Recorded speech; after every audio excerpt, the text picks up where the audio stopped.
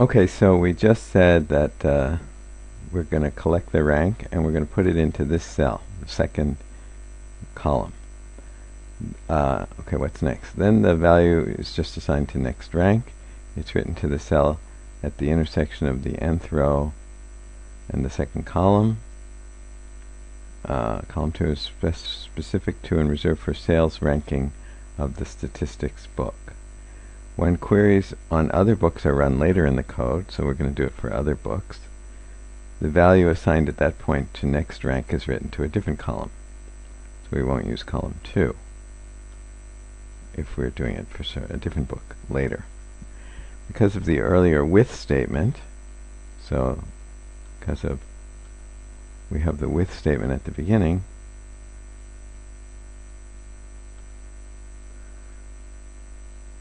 the cell in the nth row and the second column is taken to belong to the worksheet name summary in the workbook that contains the running code.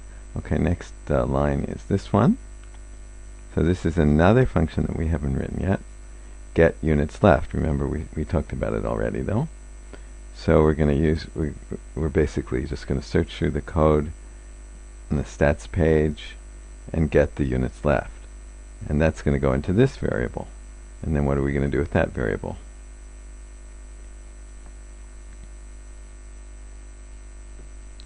So he says now, well, let's see.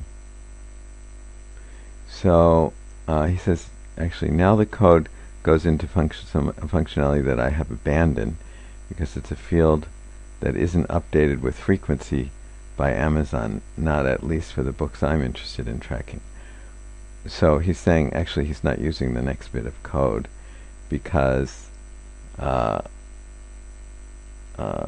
a field that isn't updated. It's trying to get information from a field that isn't updated by Amazon. So he says there's no point in getting that, so there's no point in using this next code. He explains a little bit more. When Amazon's inventory of a book gets down to a certain level, they only have a few left in their inventory, often called the reorder point, the book's web page gets a text string along the lines of only 5 left, in stock, order soon, more on the way, right? So they'll put that in. Okay?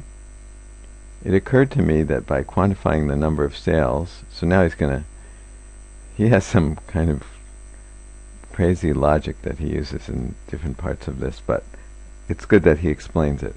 And the point, I think, is for us is that, okay, so maybe he has some logic, maybe it makes some sense, and maybe it doesn't make that much sense or whatever, but it's good because then you guys can also experiment with your own logic and do things that you think are right, and they don't have to be exactly, 100% correct, and they can be just kind of useful. So anyway, let's see what he's saying here.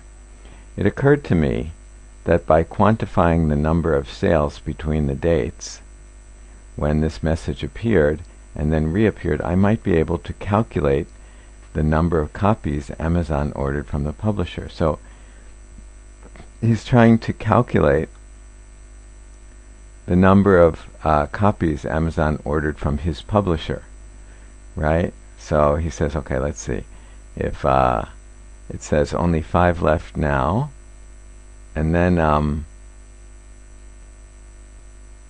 I guess he's saying that if he knew the number of sales between the dates when this message appeared and disappeared, then probably he should know the number of copies that Amazon ordered from the publisher, right? With that. Okay, so let's see. I get the figure by invoking another function in my code. So he's got another function that we haven't read it yet, which, like the getRank, so it's called getUnitsLeft, which, like the getRank function, takes the name of the book's query sheet as an argument. So remember the getRank, we needed to say what sheet to look in. And the getUnitsLeft also needs to know what sheet. So let's just see, where is that? sorry, it was up here. It's just above where he begins this discussion. So anyway, get units left needs to know the sheet, stats sheet. So then he talks about how we abandon it, and then takes the name of the book's query sheet as an argument. And what does it give us? It's going to be into next left. Next, how many are left? Okay, that's so next left means is the variable that contains the number of books he feels are left in the inventory. Okay, and now he does this. If next left this, then. So what does this mean? Those of you who have studied Visual Basic.net, you should know it. But anyway, this symbol just means not equal to. This is the way they write not equal to.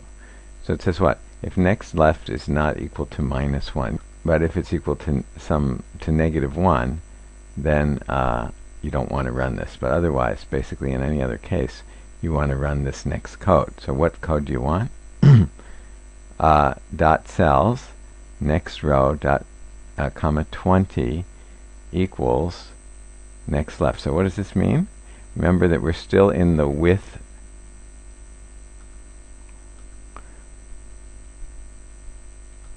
We're still in the width section here. Where is it? Here. This is the code. So we're still in the width section. So what does this mean? If next left, which comes from here, so how many units are left? If that is not -1, then this, so this is just means the summary sheet, column 21, row next row, gets this value. So he's just recording next left into that cell.